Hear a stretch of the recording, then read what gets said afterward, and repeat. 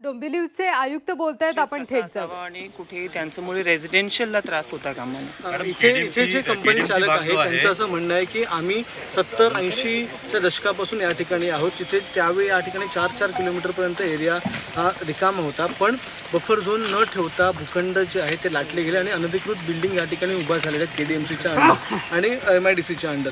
तर अशा बिल्डिंगवर काय कारवाई करा, कारण की आम्ही प्लॅन हलवण्यापेक्षा रेसिडेन्शियल ज्या एरिया बिल्डिंग तयार झाल्या त्यांची चूक असं त्यांचं म्हणणं आहे. हा विषय थोडा वरिष्ठ स्तरावरचा आहे. आम्ही पण लोकांशी बोललो आहे, त्यांनी आमच्याकडे लेखीमध्ये पण हा विषय दिलेला आहे. आम्ही वरिष्ठांपर्यंत हे विषय पोहोचू आणि त्यांच्याकडनं योग्य ते निर्णय घेतले येतील. मॅडम, केडीएमसी भाग जो आहे हा भाग पूर्णतः इंडस्ट्रियल भाग आहे बऱ्यापैकी.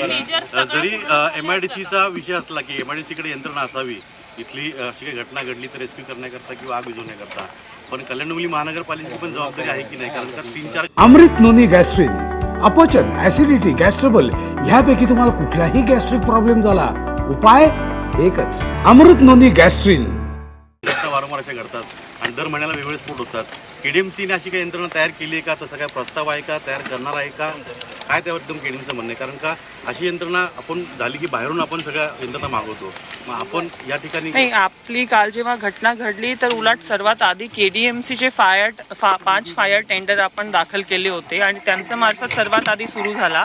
हे केमिकल ब्लास्टचं प्रमाण आपल्याला कळत नव्हतं म्हणून आपण बाहेरून सगळी यंत्रणा त्याला ऑगमेंट करण्यासाठी बोलवली.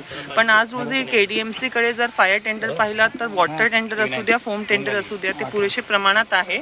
पण एखादा मेजर इन्सिडेंट घडला, कारण सुरुवातीला आपल्याला कळतच नव्हतं त्याचं प्रमाण काय आहे, म्हणून आपण ठाणे, नवी मुंबई आणि MIDCची एक जे स्वतःची असते एक टीम, त्यांना पण बोलवलेला होता आणि NDRFला बोलवलेला होता, सो दॅट आपलं सगळं कार्य जे आहे ते फास्ट पेसने होईल. बाहेरची यंत्रणा बोलवण्यापेक्षा आपल्याकडे, कारण वारंवार घटना घडतात, मग आपल्याकडे अशी यंत्रणा का नाता बनवली? आपल्याकडे ऑलरेडी यंत्रणा आहे, मी तेच म्हणते. केमिकलची आपल्याकडे फोमची पण यंत्रणा आहे, फोम टेंडर सुद्धा आहे. जेव्हा काल आपण बोलवली तर आपल्याला असं वाटत होतं कदाचित प्रमाण जास्ती असेल, मग आपण सर्व बाजूने काम केलं तर बेटर राहील.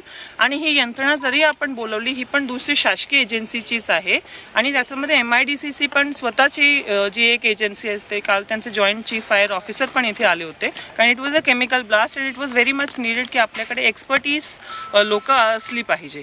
2016ला घटना घडली ती प्रोग्रेसची, त्यानंतर एक प्रस्ताव KDMCकडून पाठवला गेला होता की केमिकल किंवा केमिकल भागामध्ये जर असा स्फोट झाला तर एक स्पेशल अशी यंत्रणा आता असावी ते जिथे स्थलांतरणाचाच विषय चालू आहे.